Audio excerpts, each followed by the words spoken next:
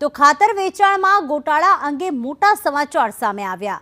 જામનગરમાં મંજૂરી ન હોવા છતાં યુરિયાનું વેચાણ શરૂ કર્યું।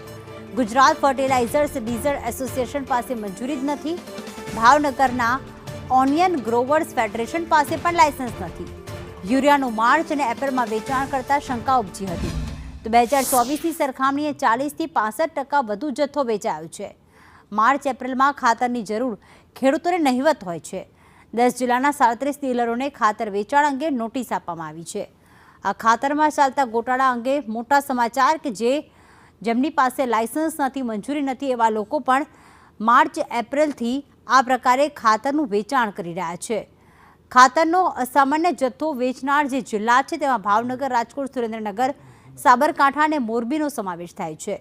ભાવનગરના ગુજરાત ઓનિયન ગ્રોવર્સ ફેડરેશન પાસે પણ યુરિયાના વેચાણનું કોઈ જ લાયસન્સ નથી અને બંને વગર લાયસન્સે યુરિયાનું માર્ચ અને એપ્રિલમાં વેચાણ કરતા શંકા ઉપજી હતી, કારણ કે જેટલું વેચાણ માર્ચ એપ્રિલમાં થવું જોઈએ એનાથી વધુ વેચાણ થયું હતું।